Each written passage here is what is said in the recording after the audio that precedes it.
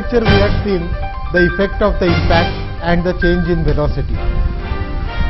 But remember that over there in the last problem we were talking about the mechanism which was given to us, which was a 4-bar mechanism, and we were not given the dimensions of that particular mechanism, but instead of that we were given the orientation, and we have said that the crank AB is rotating and it was making some 60 degrees, and crank CD was also rotating about D, and we had considered the velocity of point B perpendicular to AB and velocity of point C perpendicular to CD.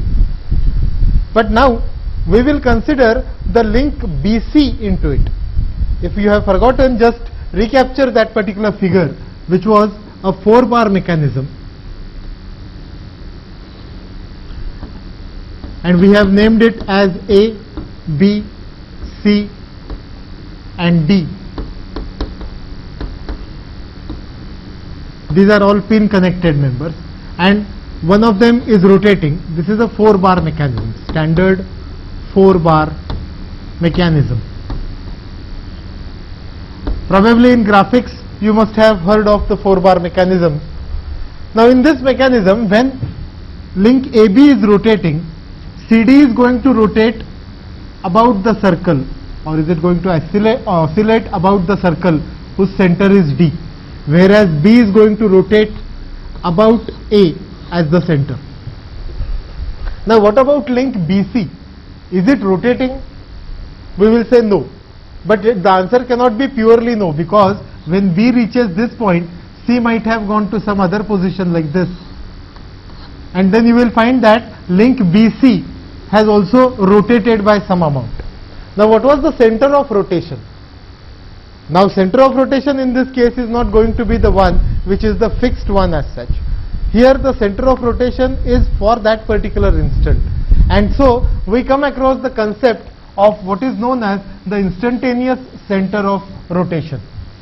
The concept that we want to discuss in this lecture is the instantaneous center of rotation, though we might be also using the same concept of relative velocity whenever required. So it is instantaneous center of rotation, or ICR. Instantaneous word indicates that it is going to be for some small time. The link will appear to be rotating about that center.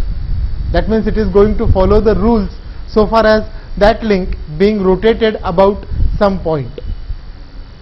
Consider the first mechanism, which is a slider crank mechanism.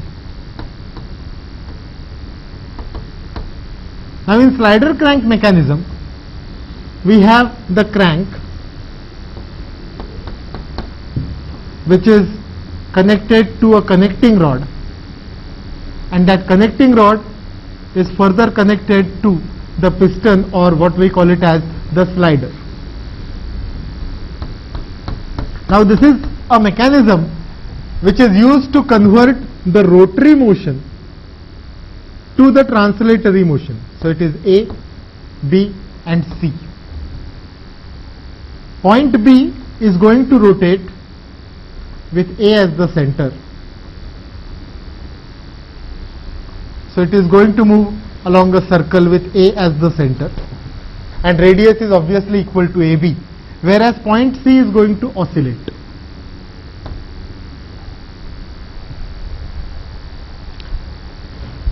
Now the rotary motion is to be converted to the translatory motion, and we will be given the angular velocity of link AB.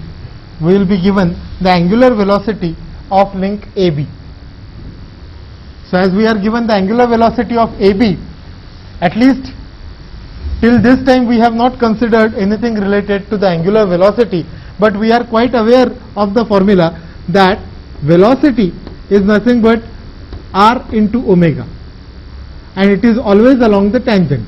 So we can find out velocity of point B with respect to A. Of course that is absolute velocity also. At that instant you will find that C is moving towards right, and its velocity will be velocity C. Now is there a relation between velocity of B and velocity of c? The answer will be yes. The answer is going to be yes. And